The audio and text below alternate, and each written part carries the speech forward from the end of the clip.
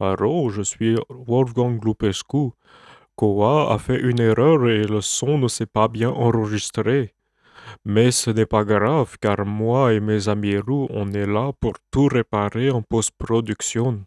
Je laisse donc la voix à Gwenaël le Froc alias Homo Celticus pour reprendre l'intro.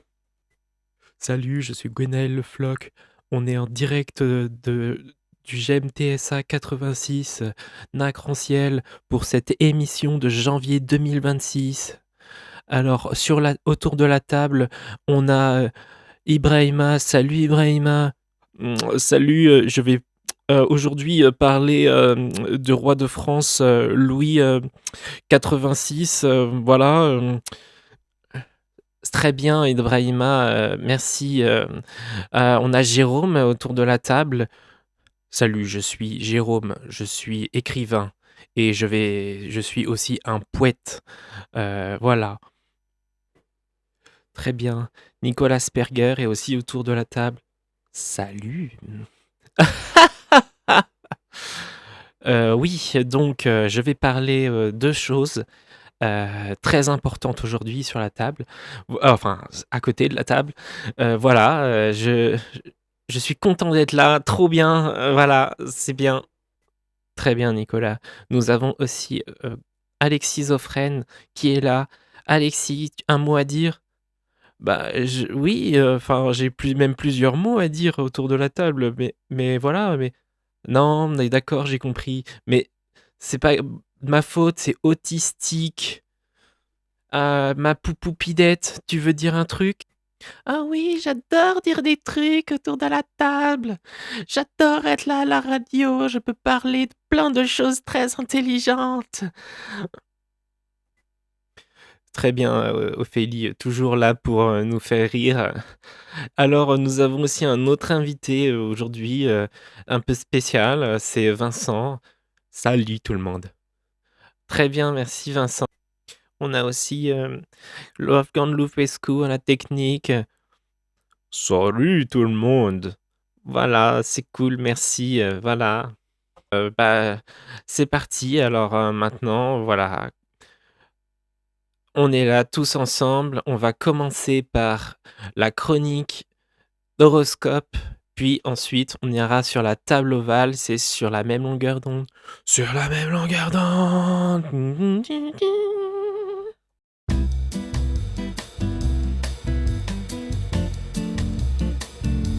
Et si la norme veut du calme, et ben elle a qu'à s'acheter un casque anti-bruit. Ah Merci Dorian. Excellent. C'est excellent. Merci de nous avoir permis de prévoir 2026. Et moi, je vous propose de prévoir les 10 prochaines minutes puisqu'il s'agit de la table ovale. Et j'ai quelque chose à vous raconter. Ok, installe-toi et parle-nous de tout ça. T'en fais pas, ici on est sur la même longueur d'onde. Bien, dans ce cas, installons-nous autour de cette table ovale. On a profité de cette journée du 30 janvier, oui. Oh, le gars, il a bien préparé l'émission. Il y a le 30. Donc aujourd'hui et demain, surtout demain, au GEM, on propose une exposition. On a proposé aux adhérents qui avaient une pratique créative, artistique, de venir exposer au GEM, et on invite tout le monde, vous, si vous le souhaitez, à venir demain à partir de 14h pour découvrir ces œuvres, pour pourquoi pas échanger avec les adhérents qui seront présents et qui ont fait tout ça. C'est une manière pour le GEM de montrer ce que les adhérents savent faire. C'est sur cette table ovale de vous parler des pratiques créatives et artistiques. Et quand on a préparé l'émission, Aurélie, toi, ce sujet-là, t'évoquais pas mal de choses. Absolument, étant concernée parce que je suis une personne très créative, que ce soit dans l'écriture, je fais du scrapbooking, composer de la musique, peu importe, c'est un sujet qui me tient à cœur.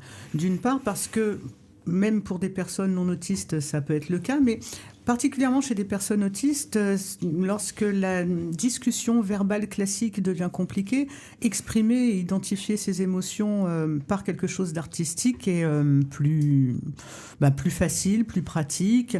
Et ce que j'aime bien, c'est qu'en sens inverse, ça permet à des personnes non autistes qui auraient envie de communiquer avec des personnes autistes de passer par leur passion artistique pour communiquer tout simplement, pour entrer en tout cas, commencer une conversation avec une personne.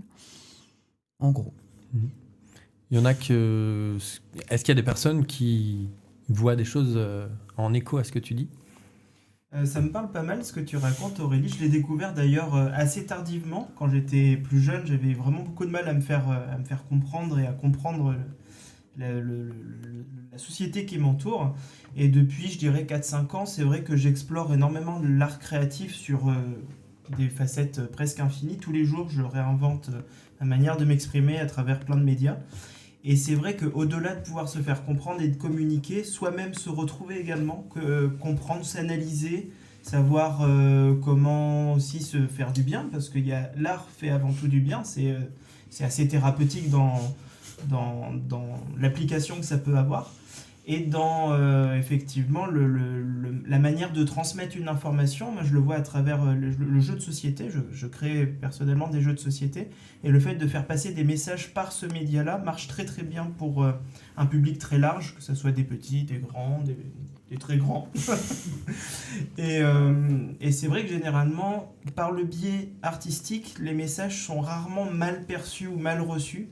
Et ça passe toujours très bien, et c'est une de mes manières d'expression préférées par rapport à toutes celles qui existent. Et c'est d'autant plus percutant aussi, les messages. Moi, je me suis, c'est pareil, découvert il n'y a pas si longtemps que ça, parce que je pensais ne pas être créative, pour le coup. Je me suis mise à écrire des textes, puis à en faire des poèmes avec des rimes, puis partager ces poèmes ici au GEM, puis lire ces poèmes devant des gens, beaucoup de gens, au Ciné-Débat par exemple, où il y avait 80 personnes, puis en écrire d'autres du coup, parce que c'est ultra gratifiant d'avoir les retours positifs des gens par rapport à ça, puis que mon poème finisse dans le bilan annuel du GEM distribué à tous les partenaires. Et en fait, pour moi, j'ai vu ça comme une forme aussi de thérapie avec moi-même, parce que finalement, on fait passer des messages aux gens, mais aussi on se soigne un peu soi-même aussi en écrivant et en le partageant. Pour moi, j'ai besoin de l'exorciser comme ça, par la parole et par l'écrit. Et du coup, je suis très contente d'avoir découvert cette nouvelle facette de moi-même. Puis il y a un côté inattendu dans tout ce qui est artistique, parce que il arrive régulièrement que des personnes aient une première impression quant à l'apparence des gens que l'on croise. Et souvent, l'expression artistique, que ce soit dans son domaine ou dans la façon de s'exprimer, est très différente de ce qu'on imaginait de la personne. J'en veux pour exemple moi-même, c'est pas narcissique, mais je parle de ce que je connais le mieux. Je suis souvent vêtue en noir, ou en tout cas très foncé. Aujourd'hui, j'ai du gris, j'ai fait un effort. Tu es noircissique. Exact, je suis noircissique. Oh, j'adore. Je vais en faire un poster, j'adore cette... Voilà, donc ma noirceur apparente. Et en fait, à travers ce que je crée, notamment en scrapbooking, ça peut être... on m'a déjà dit que c'était très étonnant, parce que l'image première n'est pas quelqu'un qui fait des choses très colorées. Et la plupart des choses que je crée peuvent être carrément roses, avec des petites fleurs, des trucs. C'est improbable, en tout cas du point de vue des gens. Pour moi, c'est tout à fait normal. C'est juste que ça ne se voit pas et qu'il suffit de me demander. Mais parfois, on n'ose pas demander des choses. À moi d'exprimer ce que je vis, d'exprimer mes émotions à travers le dessin, d'exprimer pas mal de choses, plus que verbalement. Et c'est pareil pour l'écrit aussi, puisque j'écris un roman actuellement. Enfin, j'ai écrit plusieurs en même temps, mais là j'en suis sur un. Et ça me permet ça me permet vraiment de libérer ce que j'ai au fond de moi, et même la partie la plus noire en fait que j'ai au fond, ma partie sombre. Tout ça, je l'exprime avec. C'est ça qu'on va découvrir ce soir pour les adhérents du GEM, puisqu'on fait on fait un vernissage entre adhérents, parce qu'on aime ça. Et demain, pour tous, c'est aussi tout ce que vous venez de dire qu'on va découvrir, quoi. Il y a un buffet. Il y a un buffet, oui, Jérôme. Il y a de la bouffe. Voilà. Vas-y, ouais, Corentin, bien sûr. Ce que je trouve intéressant dans l'expression artistique, c'est que le lien entre les gens qui partagent ces moments-là artistiques sont d'autant plus humains. J'ai un exemple très précis. À Noël dernier, notamment, cette année principalement, je me suis lancé dans des cadeaux très personnalisés avec, comme expression artistique premier, les supports que j'ai fabriqués moi-même. Et les liens que j'ai eus avec les personnes avec qui on a échangé, tout ça, étaient beaucoup plus profonds qu'un truc made in China qu'on a pu connaître les tant d'années précédentes. Et je trouve que justement ces moments de famille, de convivialité, d'amicale, et j'en passe, sont d'autant plus profonds quand on passe par ces liens un peu plus intimes, un peu plus visuels, un peu plus personnels. Et je pense que c'est un média d'avenir, l'art. Quand on sera plus capable socialement de s'entendre, l'artistique reprendra le dessus et ça sera sûrement un moyen d'expression qui mettra plus ou moins tout le monde d'accord. Quoi de plus beau qu'offrir une partie de soi en même temps. Oui. Et c'est ça qu'une IA ne peut pas faire, parce que l'IA elle peut très bien dessiner, mais elle n'émet rien derrière, elle n'émet pas d'émotion. Moi aussi, je vais rebondir, mais avec mon poids, ça risque de faire casser la chaise. Mais bon, je pense que l'art est... Parle un peu moins près du micro, Ibrahim. Ah oui. Recule-toi un petit peu. L'art est une expression qui peut effectivement nous réunir et nous réconcilier. La musique, la peinture, enfin toute forme d'art, l'écriture, tout, le cinéma, la danse. Je pense que c'est des moyens où on peut vraiment bien d'abord s'extérioriser, c'est ça, non ? On peut dire ça, oui. Et aussi se faire comprendre, là où parfois on se comprend pas ailleurs, où on ne veut pas, on se fait la guerre. La musique parfois adoucit les mœurs et rassemble les peuples, quoi. Et je me souviens toujours de la chanson de Bernard Lavilliers qui disait « La musique est un cri qui vient de l'intérieur. Elle fait rire les enfants, mais pas les dictateurs, qui veulent comprendre ce que ça veut dire. » quoi. Absolument. Merci. Eh bien, ce que je vous propose, c'est que, en parlant d'art, on puisse faire la transition vers 2 chroniques. Une première chronique que tu as préparée, Vincent, puisque tu pratiques l'art de l'écriture, et une seconde chronique que tu vas enchaîner, Ibrahima. On va être sur la partie des intérêts spécifiques des adhérents. Hey, salut, ça tombe bien, je te vois, j'ai intérêt à te donner. Quoi ? Comment ? T'as intérêt à me donner quoi ? J'ai intérêt à te donner sur mon nièce. Ton nièce ? On dit un neveu, non ? Mais non, j'ai intérêt de donner sur mon disque dur à propos de mon intérêt spécifique, IS. Ah ! Ça te dit d'en savoir plus sur mon nièce ? Yes ! Parle-nous de ton intérêt Spécifique. Et Vincent revient avec un 2e épisode. Avec les robots de Noël, que sont-ils devenus ?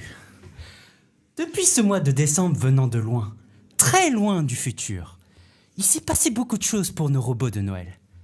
Aujourd'hui, je vais vous raconter quelques anecdotes que mon indique m'a partagées. Mais il faut qu'on revienne à ce personnage qui est à l'origine de plein de calamités. Le client humain. 2 jours avant l'ouverture de son marché de Noël, notre client humain a fait face à un gros problème. Il se faisait chier, à en mourir. Son manque d'attention était tellement insupportable qu'il devait trouver la première idée de quelque chose à faire. Et c'est là qu'il a eu un éclair. Et s'il se mettait à provoquer l'agence Megastyle sur les réseaux, l'agence qu'il avait déçue le mois dernier? Alors, il s'est dit, si je faisais en sorte de créer une vidéo virale, bien courte et bien incisive, tout en mentionnant le compte, je vais avoir plein de personnes qui vont me voir. Sauf que ce qu'il n'avait pas anticipé, c'est que Megastyle, ce n'était pas une petite agence, puisqu'elle a été suivie par 150 000 followers. Mais quel résultat a-t-il pu obtenir ? Eh bien, l'avantage, c'est qu'il a pu avoir le premier internaute qui a débunké toutes les conneries qu'il a pu déplatérer. Beaucoup de jeunes se sont foutus de sa gueule. Et au pic de la polémique, pour une raison inexplicable, ce client avait tout supprimé. Tous ses réseaux, toute sa campagne promotionnelle. Plus rien. Oups! Heureusement, il y avait une personne qui n'avait pas abandonné, malgré la présence malaisante de ce client. notre robot stagiaire. D'ailleurs, comment il va depuis ce temps? J'ai une bonne et une mauvaise nouvelle. La mauvaise nouvelle, c'est que le déboire durant le service client l'avait tellement impacté qu'il était resté figé pendant quelques heures. D'ailleurs, la réaction était tellement surprenante qu'à un moment donné, on pensait qu'il se faisait hacker. Littéralement, comme ça. Mais heureusement, il y avait quelques personnes qui ont pu l'encourager et le remettre sur le droit chemin. La bonne nouvelle, c'est que seulement notre stagiaire a pu valider sa période d'essai, mais en plus, il a pu obtenir un contrat d'apprentissage auprès de Megastyle pour une durée de 8 mois. Wouh! Franchement, j'espère qu'avec ça, il aura largement le temps d'apprendre et de trouver sa vocation. Il aura tout mon soutien. Seulement, il y a quelque chose qui me turlupine. Qui va pouvoir s'occuper d'un débutant dans ce domaine? Eh bien, d'après mon dadic, il se trouve que notre ancien stagiaire, et en plus de ça, il m'a décoté un de ses ragots en exclusivité sur ce plateau. Un jour, un télégraphe aurait été invité à une fête cinéma par un boys club, soi-disant pour célébrer les 100 ans d'un film qui s'appellerait... Ah oui, c'est vrai, Japan Drift 2006. Bon, voici ce qu'ils avaient vraiment dit au moment où ils avaient envoyé leur invitation. Hé, est-ce que tu veux sortir avec les potos et voir des films avec du vroom-vroom? Cependant, nos deux comparses n'étaient pas spécialement enjoués à l'idée de participer au Japan Drift 2006. Et pour ne rien arranger, ils avaient prévu une soirée à deux le soir même de cet événement. Et c'est avec une politesse qu'ils annoncèrent une terrible nouvelle. Désolé, ma famille m'a invité à une fête d'anniversaire de mon petit frère. Allez-y sans moi, bro. Cette excuse était tellement convaincante que le boys club ne vire que du feu. Enfin, un peu de tranquillité. Le jour J, un télégraphe ont passé le début de soirée à déguster des burgers dans un bistrot. Puis, ils se sont mis à prendre un bolide coupé jaune pour faire porte son regard sur les yeux ébènes du héros intermittent. Inter fit de même pour admirer les yeux émeraudes de son partenaire Graf. Pendant de longues minutes, ils se demandèrent quel moment serait opportun pour se confier sur la véritable nature de leur relation. Oh mince! Mon addict m'a pas indiqué la suite. Je voulais savoir comment ça allait se finir. Comment ose-t-il m'abandonner au pire moment? Bon, qu'est-ce qu'on peut retenir de toute cette histoire? Pour nos robots, ils sont bien partis pour continuer ce voyage qu'est la vie.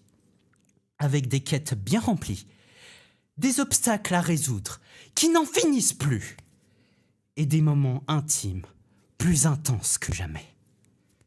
Si vous redoutez l'arrivée des robots dans votre quotidien, il y a peut-être une machine qui s'occupe de la plonge pour une cantoche. Je vous remercie d'avoir suivi les robots de Noël. Merci Vincent. Merci beaucoup Vincent, c'est super d'avoir rendu cette chronique si vivante. Et il y a des chroniques vivantes et il y a aussi des chroniques qui parlent de personnes mortes. Et c'est le cas Ibrahim. C'est comme les langues. Hein. Ah, t'as vu, hein. Bon, alors chers auditeurs, chères auditrices, aujourd'hui je vais essayer de ne pas être trop, comment pour dire, ennuyant, rébarbatif. C'est encore un sujet qui tourne, hélas, triple fois hélas, sur les rois. Et oui, chers auditeurs, aujourd'hui je vais vous parler d'un roi qui a été exécuté au XVIIe siècle. Alors, il s'appelait de Charles Ier. Charles Ier Stuart, fils de Jacques Ier Stuart, est exécuté un 30 janvier en 1649. C'est pour ça que je vais vous parler de lui aujourd'hui. Le roi Charles Ier de la dynastie des Stuart est entré en conflit avec le Parlement anglais. Et ce conflit est dégénéré en guerre civile. Cette dernière a conduit à la capture et au procès du roi Charles Ier.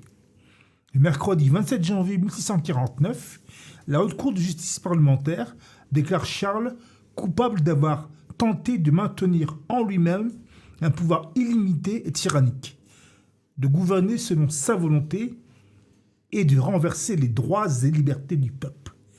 Et il est condamné à mort. Le roi passe ses derniers jours au palais de Saint-James. Le samedi 30 janvier 1649, il est conduit sur un grand échafaud tendu de noir, construit devant la maison des banquets où il doit être exécuté. Une grande foule s'est rassemblée pour assister au régicide. Charles monte sur l'échafaud et s'apprête à prononcer son dernier discours, mais s'aperçoit que la foule ne peut l'entendre en raison des gardes parlementaires qui forment une choisie pour assister le... Choisie... Excusez-moi.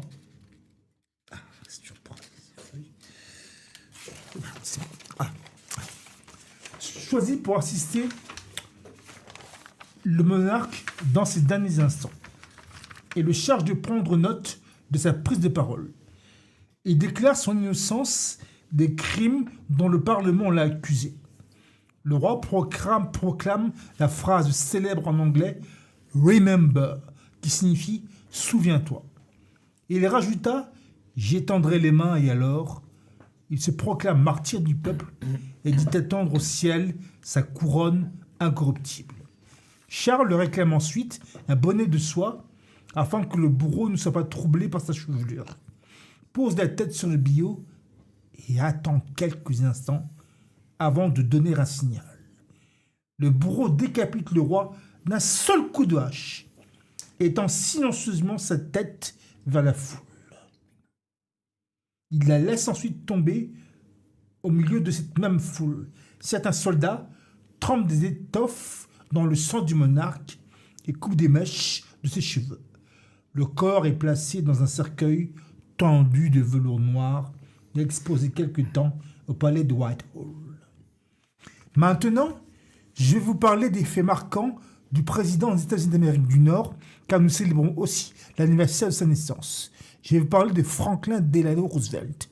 Le New Deal, nouvel accord aux nouvelles donnes en français, est le nom donné par le président des États-Unis à sa politique mise en place pour lutter contre les effets de la Grande Dépression aux États-Unis. Ce programme se déroule entre 1933 et 1938 avec pour objectif de soutenir les couches les plus démunies de la population. Réussir une réforme innovante des marchés financiers une réforme innovante des marchés financiers et redynamiser une économie américaine meurtrie depuis le crack de 1929 par le chômage et les faillites en chaîne. On distingue communément deux New Deal. Le premier, marqué notamment par les 100 jours de Roosevelt en 1933, vise à une amélioration de la situation à court terme. On y retrouve donc des lois de réforme des banques, des programmes d'assistance sociale d'urgence, des programmes d'aide par le travail, notamment par la construction de barrages ou encore des programmes agricoles. Le second New Deal s'étale entre 1935 et 1938, mettant en avant une redistribution des ressources et des pouvoirs à une échelle plus large, avec les lois de protection syndicale, le Social Security Act, ainsi que des programmes d'aide pour les farmers, les fermiers et les travailleurs itinérants. Je vous remercie de m'avoir écouté et j'aurai l'occasion de vous parler en février d'un autre événement, mais cette fois, on va changer. on parlera d'un événement qui sera peut-être plus léger et moins centré sur des personnages bien fictifs, bien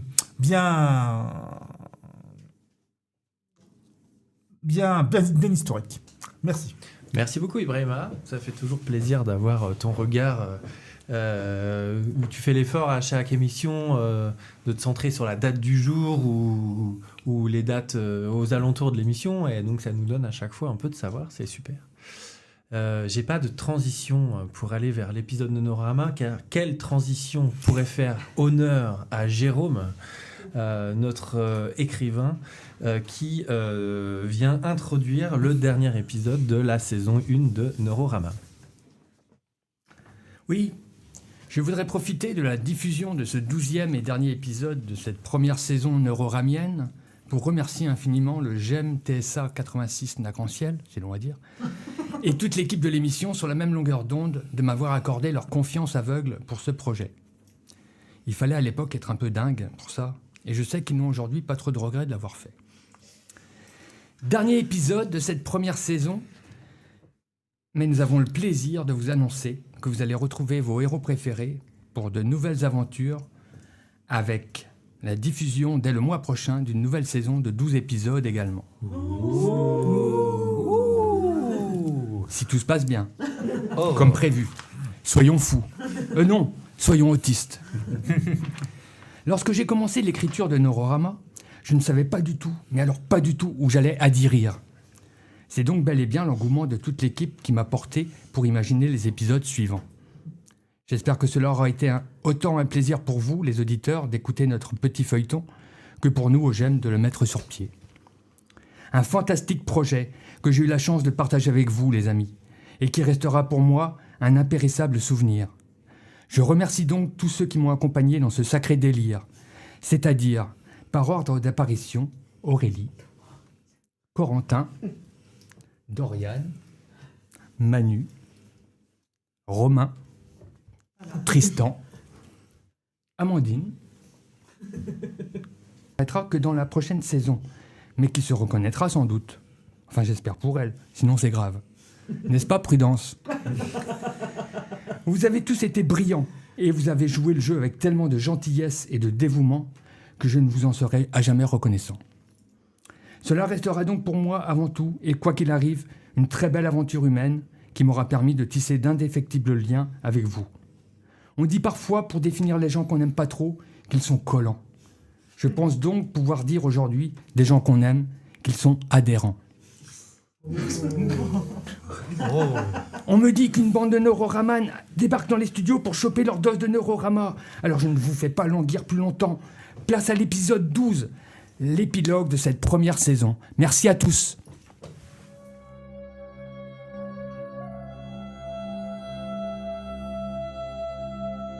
Neurorama. Un voyage dans un espace-temps où le présent est dépassé et où le futur reste à venir. Neurorama. Un délire fugace au pays des songes où se confondent réel et imaginaire.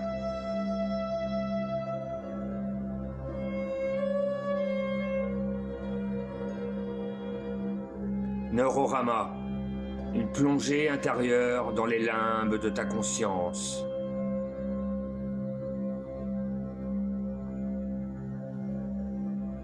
Neurorama. Une odyssée intersidérale entre comique et cosmique.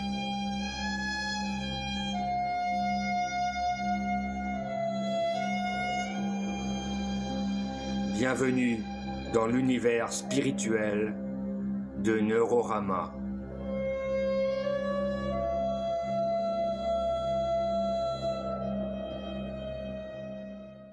À une époque indéterminée sur l'échelle du temps, entre la fin de l'ère du pétrole et le début de l'ère de rien, les autistes ont pris le pouvoir sur une planète Terre rebaptisée planète Dire, prête à imploser à cause des non-dits de l'humanité qui masquent les problèmes plutôt que de les affronter. Le professeur Sperger tente d'imposer l'autisme dans ce monde trop neurotypé. À l'aide d'une machine qu'il a mise au point avec son équipe, il espère faire des neurotypiques de bons autistes. Après son caprice soviète suprême, Lucie, le neuroreconfigurateur transgenre, a repris du service et elle est de nouveau opérationnelle. Notre équipe a donc pu retester le cobaye volontaire et constater ainsi qu'elle fonctionne, puisque Benoît de Saint-Jacques a bien été neuroreconfiguré pour de bon. Place à la fête. Résumé de l'épisode précédent. Après avoir découvert que Benoît de Saint-Jacques, leur cobaye volontaire, n'était autre qu'un activiste du FLN, le Front de Libération des Neurotypiques, le professeur et son assistant tentent de savoir ce qu'il mijote. Ils découvrent ainsi qu'il prévoyait de prendre en otage la ministre lors de sa prochaine visite à l'Institut. Les résultats des tests confirment aussi qu'il a bien été neuroreconfiguré par Lucie. Il n'y a donc plus de risque pour la ministre, puisque maintenant qu'il est neuroreconfiguré, Benoît de Saint-Jacques est censé être inoffensif. Épisode 12, Ministère amer. Waouh, professeur, le smoking vous va à merveille. On dirait qu'il a été fait pour vous. Évidemment, je l'ai fait faire sur mesure pour l'occasion par mon tailleur, Pierre. Ce n'est pas tous les jours que l'on reçoit la ministre de la Désinteraction sociale pour être décorée de la croix de l'Asperger. Ça vous va comme un gant, professeur. Je t'ai déjà dit qu'on ne peut pas aller dans un gant, Ophélie. Même si ça pouvait être pratique avant pour les longues soirées d'hiver. Mais ça, c'était avant toi, Ophélie, ma poupoupidette. Oh, je ne me contrôle plus. J'ai une montée de joie chaque seconde. Je ne sais pas comment je vais finir la journée. Pensons à autre chose. Est-ce que tout est en place pour l'arrivée du cortège ministériel ? Absolument, professeur. Le buffet est installé et l'estrade est fin prête également. Les invités arrivent tranquillement. Lucie est très sage pour le moment. Elle a promis de le rester. Très bien, mes amis. Ah, quelle belle journée qui se prépare. Bonjour, cher confrère. Oh, mon ami Wolfgang Lupescu, je suis très heureux que tu aies pu te libérer. Moi pas prisonnier quand je suis dans la nature, avec mes amis animaux. Et donc moi pas besoin de me libérer. Oh, mais bien sûr, suis-je bête. As-tu fait un bon voyage ? Moi pas aimer les grands oiseaux de métal. Pour voyager car il était très courant. Lui être très brillant et lui faire peur à mes amis les oiseaux. Lui être création de Homo modernus, le gros connard. Mais bien sûr. Mais comment es-tu venu alors ? Moi suis venu par la rivière bateau silencieux pour pas réveiller mère nature. Moi adorer le beau Danube bleu. Oh, mais ça a dû être terriblement long. Moi pas pressé comme Homo cretinus. Moi prends le temps de vivre. Observer les merveilles de la nature. Oh, très bien, Wolfgang. En tout cas, je suis content que tu sois là. Bonjour professeur, alors comment ça se passe avec votre rebelle révolutionnaire ? Ah, très bien, merci mon ami. Je ne sais pas ce que vous lui avez fait au SAT, mais elle fonctionne à merveille maintenant. Eh bien c'est que nous, au SAT, nous savons parler aux machines. Tout à fait. Rappelez-moi votre nom, jeune homme, que je puisse vous recommander à mes collègues si besoin. C'est Boulon, Romain Boulon. C'est comme ça qu'on m'appelle en général. Le pro de la clé de 12, comme on t'appelait déjà à l'université à l'époque. Vous vous connaissez avec Alexis ? Eh bien oui, à l'époque de nos études, nous étions même inséparables. On s'est un peu perdu de vue par la suite. Toi, si je me souviens bien, on te surnommait le démitigeur, rapport au fait que tu n'avais pas inventé l'eau chaude. Ouais, enfin, j'ai une bouilloire maintenant, hein. Ça fait super plaisir de te revoir, Romain. Te voilà devenu chef d'équipe du SAT. C'est toi qui nous as remis Lucie sur pied, alors ? Oui, mon pote. Toi, tu conçois et moi, je répare. Les temps changent, mec. Oula, je ne conçois rien du tout. J'assiste le professeur et c'est tout. Bonjour tout le monde. Alors, y a pas de galette de saucisse au buffet ? Même pas de cidre ? Vous avez pas peur que le FLB vous tombe dessus ? FLB, le Front de Libération de la Bretagne. À ne pas confondre avec le FLN, le Front de Libération des Neurotypiques, qui est lui encore très actif. Mais rassurez-vous, les services spéciaux sont sur le qui-vive en ce jour de visite officielle. Mais si, Gwenaël, on a pensé à vous tout de même. Vous trouverez ça au stand exotique avec le saucisson corse et le gâteau basque. C'est pour calmer les ardeurs des séparatistes régionalistes qu'on a fait ça comme ça. Et il y a même du punch créole. Ah bah ouais, c'est bien organisé, dites-moi. Je vais voir si je peux me trouver une complète champignon et une bolée de cidre. Par contre, Gwenaël, le buffet n'est pas encore ouvert. Hein. Il vous faudra attendre la fin de la cérémonie. Ah oui, ah bah oui, bien sûr. Bon, je vais voir en cuisine s'il n'y a pas moyen de gratter quelque chose. J'ai une de ces dalles, moi. Bonjour, Homo pserticus. Vous toujours aimez beaucoup boissons fermentées. Bah oui, normal. Quoi de mieux qu'une bonne binouse en regardant un match de foot? Ou encore une bolée de cidre avec une bonne galette complète champignons en écoutant un bon vieux disque d'Alan Stivell. Voilà le ministre, Alexis. Dis-moi si mon smoking n'est pas froissé. Je n'ai pas pu contrôler ma dernière montée de joie et je suis sorti me frotter contre un arbre. Vous avez un peu de sève au niveau de la braguette sur votre pantalon, là. Ah, mais arrête tes conneries, Alexis. Va vite me chercher un chiffon, nom de Zeus. Mais non, professeur, je déconne. Vous êtes superbe. Vous n'avez pas vu Ophélie dans les parages par hasard? Ah non, bah, elle va la chercher, hein, si tu veux bien. La ministre arrive et j'aimerais bien que tout le monde soit là. Ah oui, bonjour, professeur Sperger. Je suis très heureuse de vous rencontrer et de découvrir enfin vos travaux. Vous êtes ici le nouveau gardien du temple. Oh, le gardien du temple. Oh, n'exagérons rien, madame la ministre. Disons plutôt président de l'univers. C'est plus correct. C'est aussi pour moi un honneur de vous recevoir. Laissez-moi vous présenter mon équipe. Voici Alexis Zofren, mon fidèle assistant. Mais c'est pas de ma faute, c'est autistique. Ah oui. Très rencontré de vous enchanter. Ah oui. Voici Ophélie Printemps, la femme à tout faire de l'Institut. Oui, professeur. Bien, professeur. Tout de suite, professeur. Ah oui. Voici mon ami, l'éminent professeur Wolfgang Lupescu de l'Université de Bucarest. Ah oui. Bonjour, vous êtes très charmant spécimen Homo politicus, très charmante. Ah oui. Voici Romain Boulon, la clé de 12. La clé de voûte de tout l'aspect technique du projet. Ah oui. Eh bien oui, je suis à la pointe de la vis et de l'écrou. J'aurais même pu faire la paire avec Benoît de Saint-Jacques façon écrou-vis. Ah oui. Voici enfin Lucie, notre neuroreconfigurateur dont nous sommes si fiers aujourd'hui. Ah oui, bonjour à tous. Je suis impatiente de découvrir enfin votre invention. Vous avez fait un travail remarquable. Comment cela fonctionne alors? Alors en fait, c'est assez simple. Le sujet est soumis à un stimulateur cérébrospinal. Un rayon laser est alors censé nettoyer le noyau synaptique sur les zones perturbées qu'un scanner a permis de situer.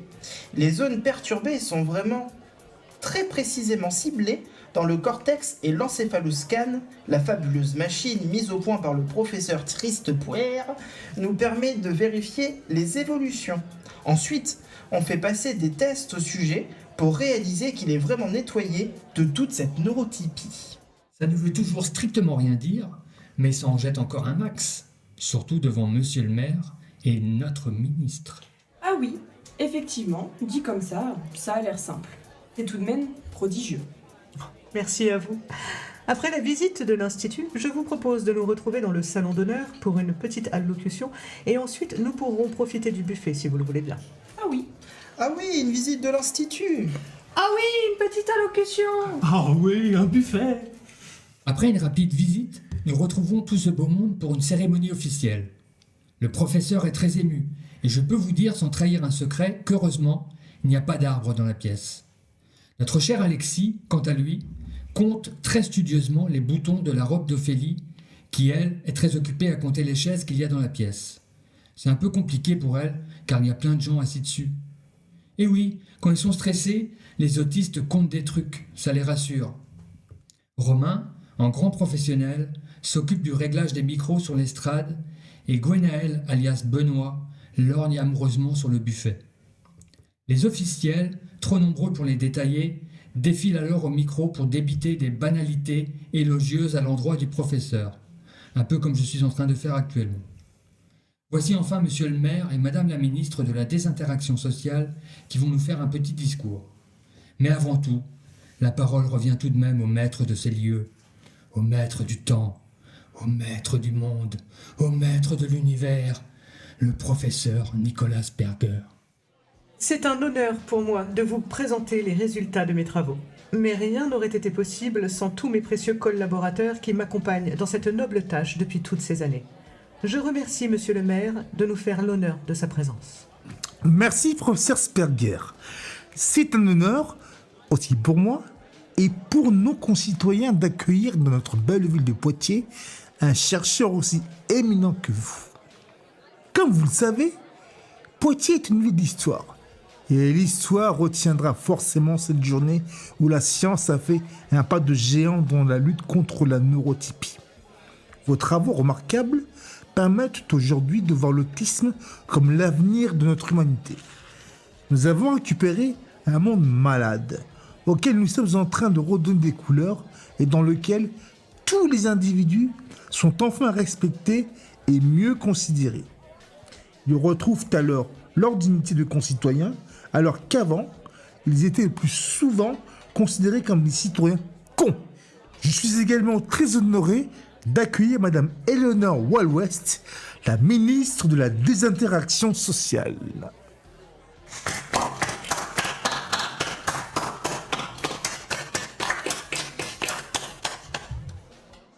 Merci, monsieur le maire. Je donne maintenant la parole à Madame Eleanor Wall-West, notre ministre de la Désinteraction sociale, qui, vous l'aurez compris si vous n'êtes pas trop à l'est, nous vient du sud de l'Angleterre. Ah oui, mes chers amis et tous les autres que je ne connais pas. Je suis très heureuse en ce jour d'honorer le travail du professeur Nicolas Asperger et de toute son équipe. C'est une avancée spectaculaire que nous mettons en avant aujourd'hui dans la lutte contre la neurotypie en France et dans le monde.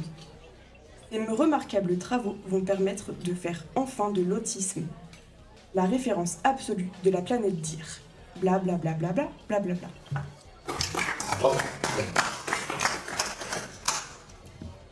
Ah oui, mon cher professeur Nicolas Asperger, j'ai l'immense plaisir de vous décorer de l'Ordre national de la Croix de l'Asperger. Merci. Merci, Madame la Ministre. C'est beaucoup d'émotion pour moi. Et je suis très fière pour moi et pour toute mon équipe. Ah oui, merci professeur. Tout de suite, j'ai l'honneur de vous faire découvrir la version revisitée de notre cher hymne national. Il était effectivement temps de mettre fin aux paroles barbares de ce chant patriotique, faisant l'apologie de la haine guerrière. Je vous prie de chanter tous en chœur avec moi. À nos enfants de l'autistie, le jour de croire est arrivé. Contre nous de la neurotypie, voici le temps de la vérité. Voici le temps de la vérité.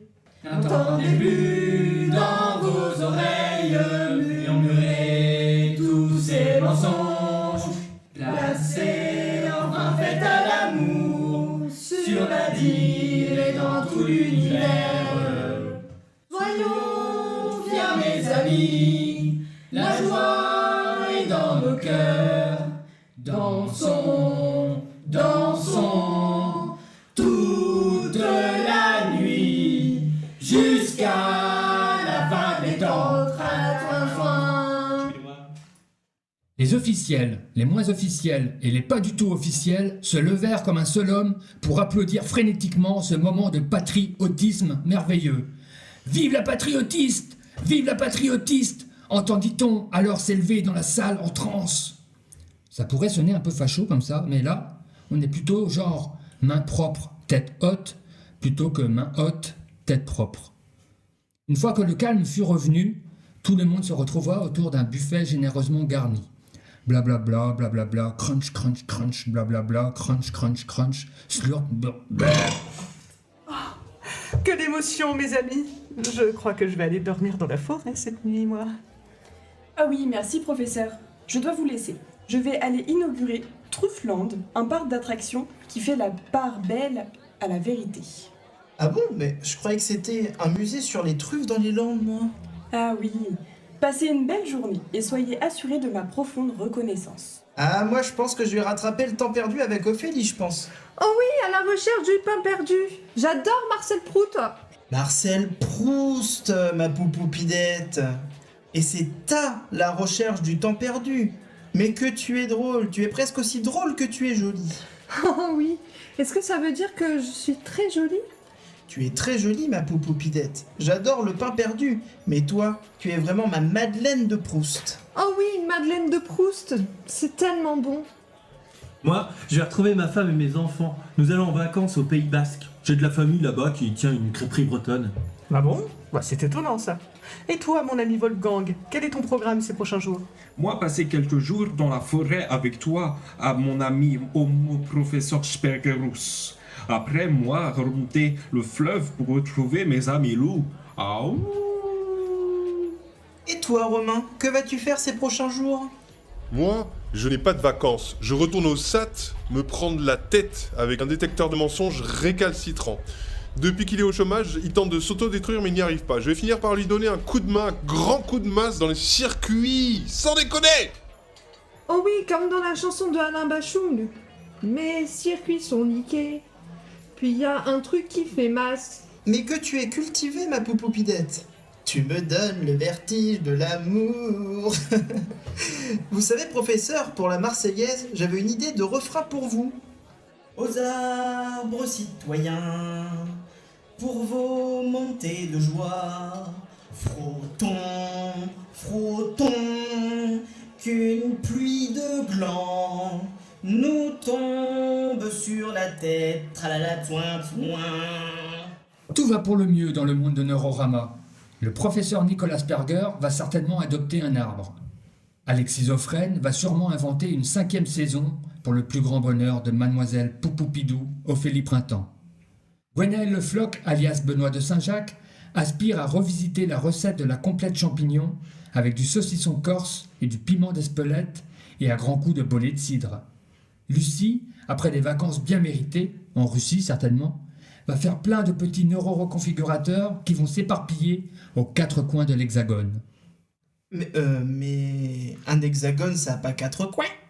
Mon cher Alexis, l'hexagone est une image pour définir la France, et les 4 coins, c'est une expression pour dire dans tout le pays. Ah, ok. Ah, c'est pas de ma faute, c'est autistique. Pauvre Alexis, il serait incapable d'expliquer à un sourd-muet qui n'a aucun intérêt à aller voir le lac des Cygnes. Je reprends. Seul ombre au tableau, Romain Boulon risque une mise à l'écrou pour assassinat de détecteur de mensonges avec préméditation, à moins qu'il y ait une vice de procédure dans le dossier. Donc, la neurotypie va vivre ses dernières heures et enfin faire place nette à l'autisme généralisé. Mais méfions-nous quand même, car le FLN continue d'œuvrer dans l'ombre, attendant son heure pour tenter de faire rebasculer le monde dans l'hypocrisie et le mensonge.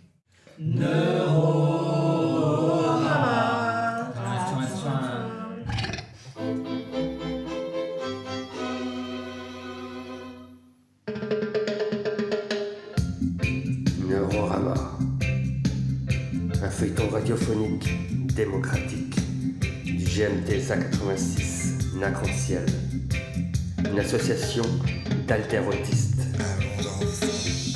pas du tout mondialiste, encore moins nationaliste, même pas régionaliste, à la limite localiste. Écrit par le parachuté du Poitou, Jérôme Brual. Dans le rôle du professeur Nicolas Asperger, la présidente du Sénat, Aurélie Gaillot. Dans le rôle de l'assistant, Alexis Offren, le remède contre la sinistrose, Corentin Boucherie.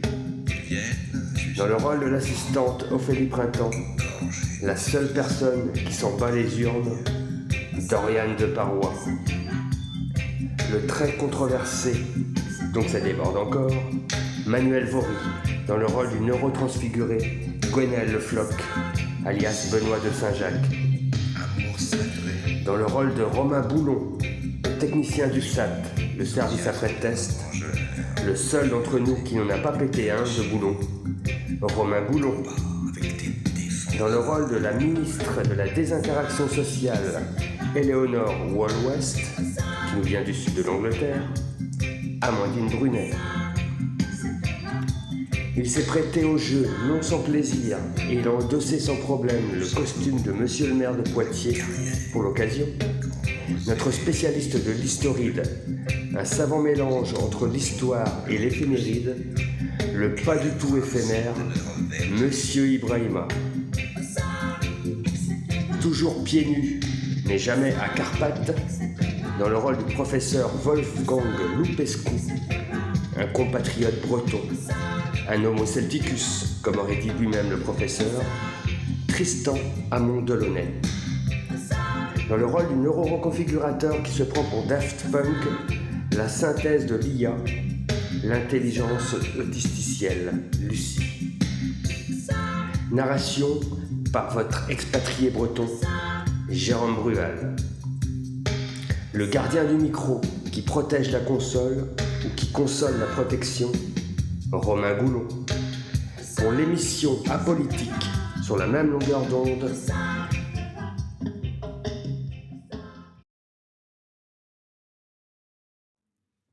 Nous sommes de retour à l'émission sur la même longueur d'onde, l'émission du groupe d'entraide mutuelle Autisme de Poitiers. Et sont restés avec nous autour de la table Corentin, Aurélie, Jérôme, Vincent et Koa. Et nous ont rejoint donc Nathan et Aude pour cette deuxième partie. dont on commence tout de suite avec toi, Nathan, qui nous a préparé aussi quelque chose de super. Hey, salut, ça tombe bien, je te vois, j'ai intérêt à te donner. Quoi? Comment? T'as intérêt à me donner quoi? J'ai intérêt à te donner sur mon nièce. Ton nièce? On dit un neveu, non? Mais non, j'ai intérêt de donner sur mon disque dur à propos de mon intérêt spécifique, IS. Ah! Ça te dit d'en savoir plus sur mon nièce? Yes! Parle-nous de ton intérêt spécifique. Moi, monsieur, j'ai été autiste, il faudrait que l'on me dise davantage. Vous pouvez dire « Oh Dieu, bien des choses en somme » en variant le ton. Par exemple, tenez, agressif. Faut-il toujours t'adapter? C'est fatigant, vraiment. Amical, t'as l'air dans ta bulle, mais t'es passionnant. Descriptif, il voit le monde en biais, mais avec tant de sens. Curieux, dis-moi, ça fait quoi ton cerveau en cadence? Empathique, tant de bruit, tant de monde, c'est un vrai ouragan. Ironique, bien sûr, il est autiste, et il est donc très savant. Didactique, ce n'est pas une case, c'est un spectre, voyons. Poétique, une étoile étrange, née d'une autre saison. Malveillant, ce gars-là, franchement, il est pas comme les autres. Protectrice, il est juste sensible, soyez un peu patient. Comique, il ne regarde pas les yeux, mais il lit les éclats. Scientifique, connectivité atypique dans les synapses. Voilà. Naïve, il aime parler de train, et il en sort d'état. Sincère, il est lui, tout simplement, et c'est comme ça. Philosophique, qu'est-ce que la norme? Sinon une illusion? Il vit sa vie... il vit sa vérité sans compromission. Révolté, pourquoi faudrait-il qu'il change à vos yeux? Ce monde le rejette parce qu'il est audacieux. Tendre, il perçoit différemment, mais il aime intensément. Lucide, ce n'est pas toujours facile, mais c'est brillant souvent. Admiratif, sa passion, son éclat, un feu pur, éclatant. Et moi, monsieur, moi qui suis différent, entier et sincère, je vous le dis sans honte, sans détour, sans manière, être autiste n'est pas un tort à corriger, mais une lumière neuve à apprendre à aimer. Capito. Formidable. Signé Nathan de Bergerac. Nathan de Bergerac. Merci beaucoup pour avoir apporté ton regard sur l'autisme avec en fait une multiplicité de regards. Façon Cyrano de Bergerac. Ouais, ok. Merci, est-ce que tu veux ajouter quelque chose? Bah, je tiens à remercier cet outil qui m'a été utile, même si je suis pas forcément cette dernière, une intelligence artificielle, ChatGPT. Mais je revendique que je suis quand même d'un côté, bien sûr, par humour, un homo autisticus et aussi une intelligence autisticielle. Ouais. Ok, et donc pour cette transition, on va essayer de donner une définition de l'autisme tableau-valesque. Et j'ai quelque chose à vous raconter. Ok, installe-toi et parle-nous de tout ça. T'en fais pas, ici on est sur la même longueur d'onde. Bien, dans ce cas, installons-nous autour de cette table ovale. Donc pour cette deuxième partie de ta table ovale, Aude, tu viens de nous rejoindre. Bonjour Aude. Bienvenue à cette émission de radio que tu as suivie évidemment depuis le début. Et donc nous, quand on a préparé l'émission, du coup on a parlé des pratiques créatives et artistiques. Et puis toi, il y a un sujet que tu aurais voulu aborder donc sur cette table ovale. En fait, je voulais juste rassurer tous les autistes que la créativité n'était pas une ligne dans le diagnostic. Et qu'on avait tout à fait on n'était pas tous créatifs et que c'est pas parce qu'on ne s'est pas exposé qu'on n'a pas de valeur, enfin c'est pas le mot qu'il faut, mais que tous les autistes ne sont pas hyper créatifs et que voilà, c'est très bien aussi. C'est ok quoi. On peut aussi être créatif. Corentin et moi, nous sommes la preuve vivante. Et je trouve intéressant que tu amènes ça sur le sujet parce qu'effectivement, ça peut rassurer des personnes. Ça ne fait pas partie des critères de diagnostic. Tu as bien fait de le dire. On peut être, cependant, très créatif sans être imaginatif. Pour moi, ce sont des nuances qui sont importantes. Je fais partie des gens, mais il me semble que toi aussi, j'ai beaucoup de créativité dans différents domaines. Par contre, j'ai un imaginaire, par exemple. Alors que moi, c'est plutôt le contraire, en fait. Moi, je suis hyper imaginatif. J'arrive pas à regarder un film sans en inventer la suite. J'arrive pas... Enfin, je trouve plein de scénarios, plein de choses comme ça. Maintenant, quand il faut les mettre en forme... Bah franchement, apprendre à dessiner, bah ça s'apprend. J'ai pas la patience. Je coud un peu, mais en fait, mon objectif, c'est plus de réparer les vêtements que de créer des choses nouvelles. Par exemple, cette année, j'apprends à chanter, mais c'est pas dans le but de créer, c'est vraiment voilà. Et je crois que j'ai pas encore la patience d'apprendre un domaine à fond pour pouvoir... parce que peut-être que mon cerveau, il va de droite à gauche et que j'arrive pas à me poser sur un domaine pour l'explorer, l'utiliser en fait pour m'exprimer, quoi. C'est quelque chose que je comprends totalement. Je partage aussi ça à Aude. J'arrive pas à me fixer sur un truc qui me plaît vraiment bien. Je m'éparpille aussi partout.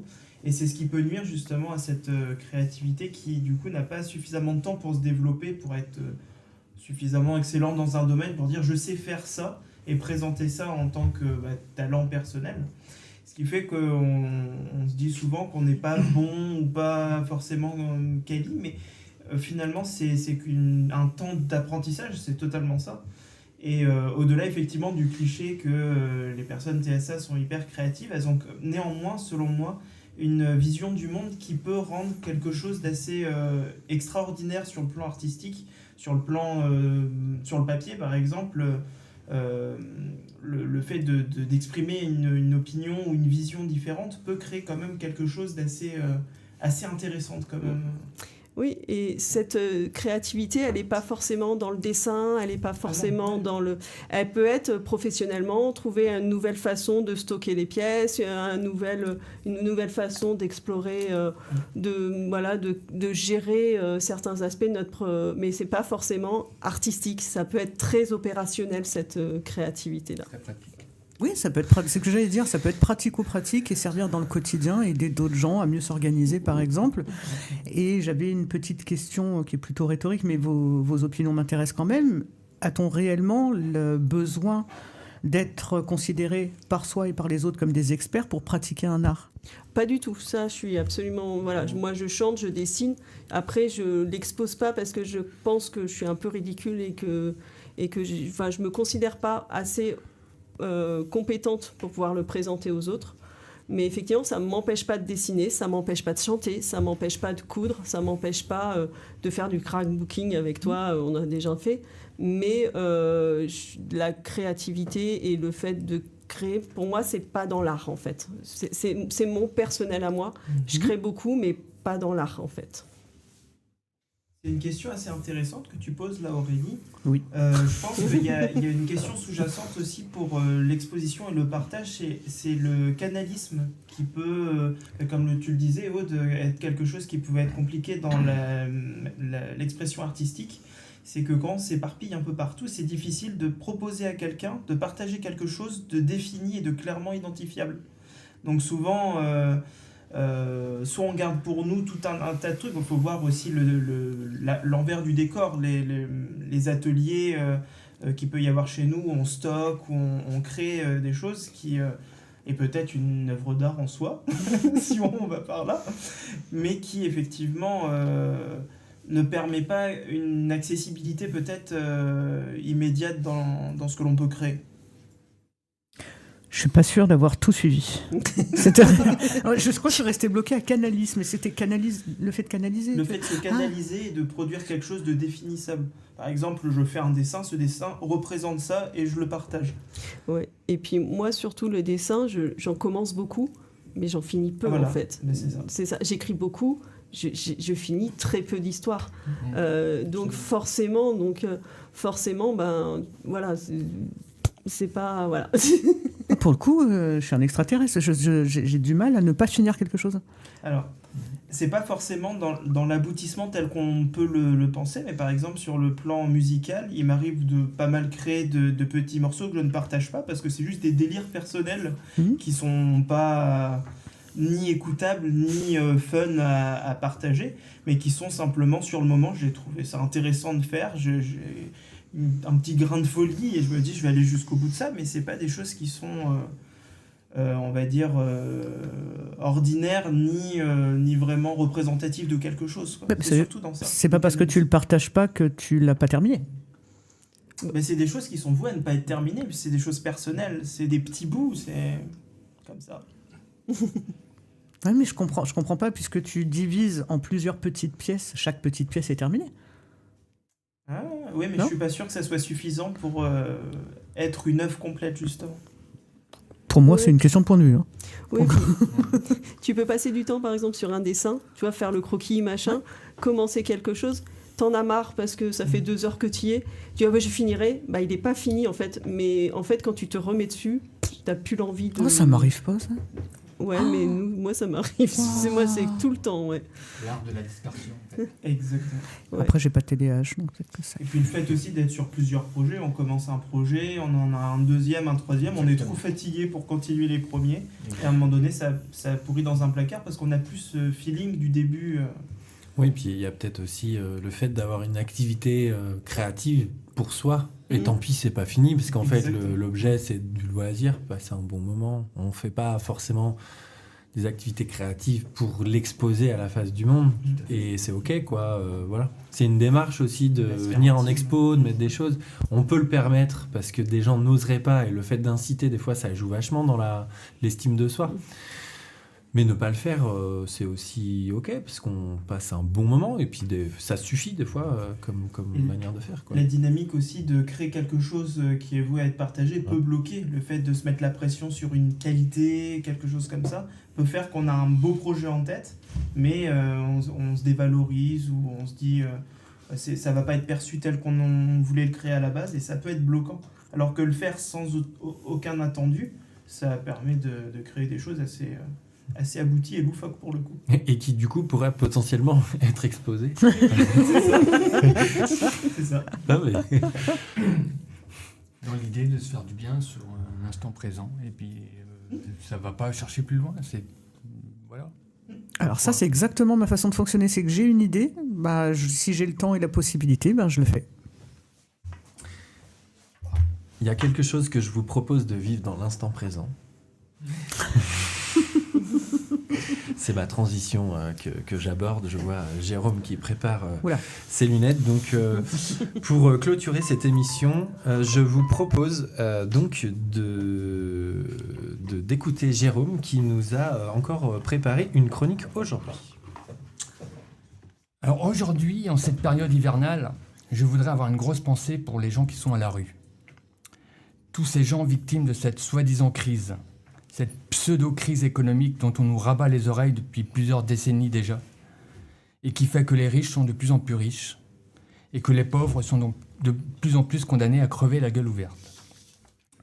Pour une minorité d'entre eux, vivre dans la rue est un choix conscient et assumé. Mais pour l'immense majorité, c'est une situation contrainte et forcée, et cela se retrouve alors à livrer de front 2 combats au quotidien. Un premier, physiologique, pour lutter contre le froid, et un deuxième, plus mental et psychologique, pour tenter de sauvegarder un semblant de dignité. Je vous propose donc une chronique sur la misère. Une chronique pas très rigolote, mais tellement nécessaire.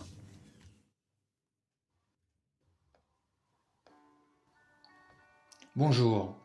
La misère, c'est en cette période hivernale qu'elle semble être plus prégnante.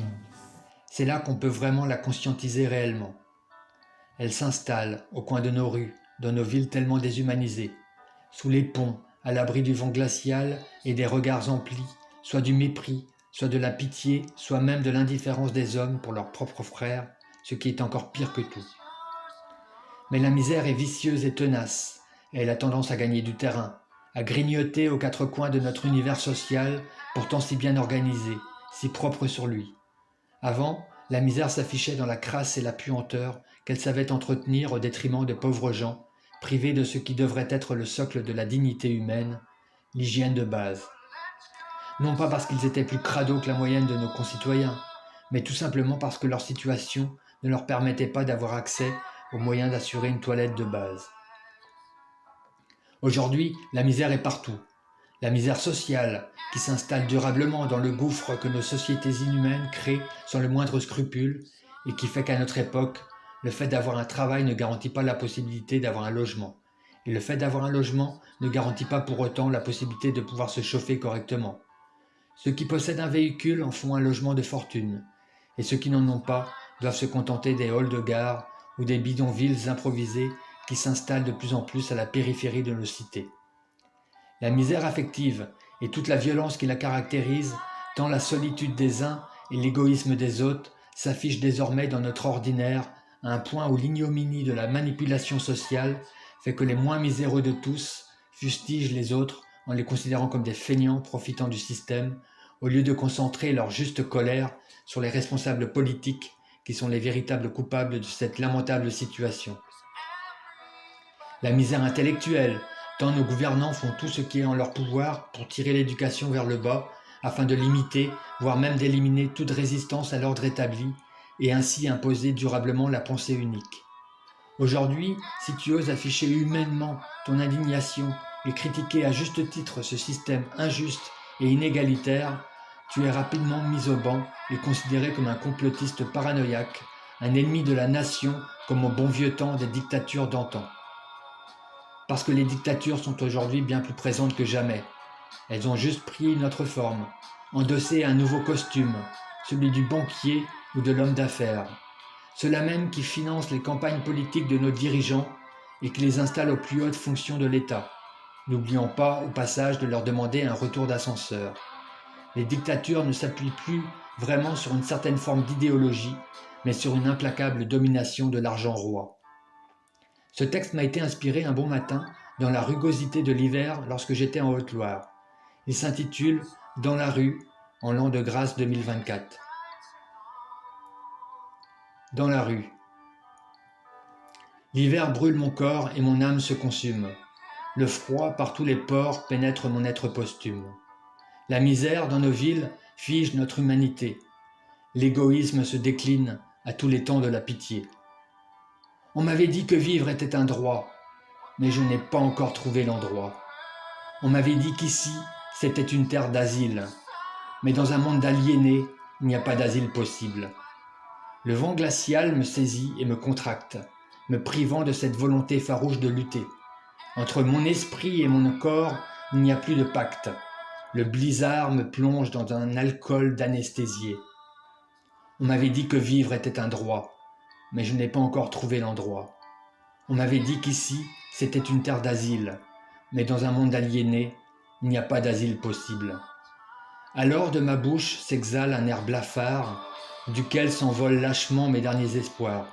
Sous ma couche de misère, à même le trottoir, s'endort mon âme meurtrie pour, je l'espère, le dernier soir. On m'avait dit que vivre était un droit, mais je n'ai pas encore trouvé l'endroit. On m'avait dit qu'ici, c'était une terre d'asile, mais dans un monde d'aliénés, il n'y a pas d'asile possible.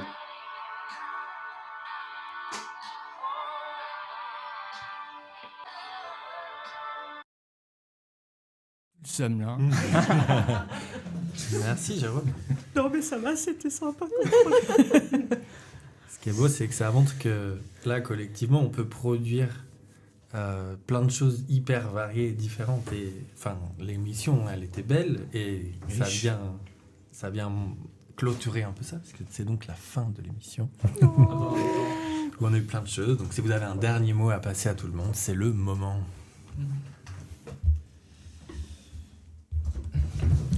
Personnellement, je vous retrouverai pour un prochain podcast où je parlerai, mais pas avec ma voix normale. Je ferai des imitations avec des voix de d'autres personnages. Ouais, ok. Chouette. Merci à tout le monde d'avoir participé. Donc on se retrouve, nous, le vendredi 27 février en direct à 15h sur YouTube et de nouveau sur les ondes de Style FM à partir de l'émission de février. Donc on est... Ibrahima nous dit qu'il ne parlera pas de roi. Donc on retourne sur Style FM, ça fait plaisir, ils nous ont rappelé, donc on va pouvoir retourner créer aussi avec eux et ça c'est vraiment formidable. Oui. pour notre groupe, pour nous, tout le monde. Merci à tout le monde d'avoir participé. Merci aux nombreuses personnes sur le chat que je vais citer dans l'ordre. Donc, il y a une personne du Sud-Vienne, il y a une animatrice de Bourrellerie, il y a une passionnée d'expression des jeunes, il y a une adhérente du GEM, il y a une responsable associative, il y a une personne qui s'occupe de chevaux, il y a une adhérente. Et pour finir, il y avait aussi une live color Lifette. Voilà. Merci d'envoyer ces petits messages que je lis au fur et à mesure et que je vais proposer aux adhérents de lire après l'émission. Merci encore à tout le monde et puis on se dit donc à demain pour l'exposition que les adhérents se sont associés pour faire au GEM, donc à 21 place Philippe Lebel à Poitiers à partir de 14h et sinon sur les ondes le vendredi 27 février. Sur la même longueur d'onde.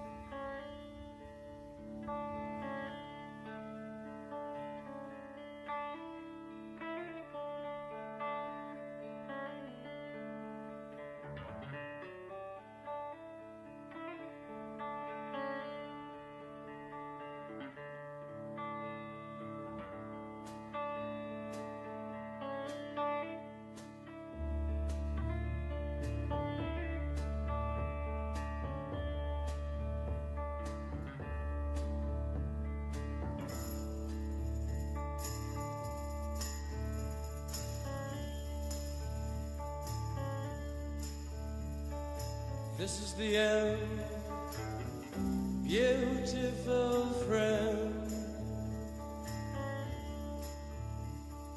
This is the end, my only friend. The end of our elaborate plans. The end of everything that stands. The end. No safety or surprise, the end. I'll never look into your eyes again.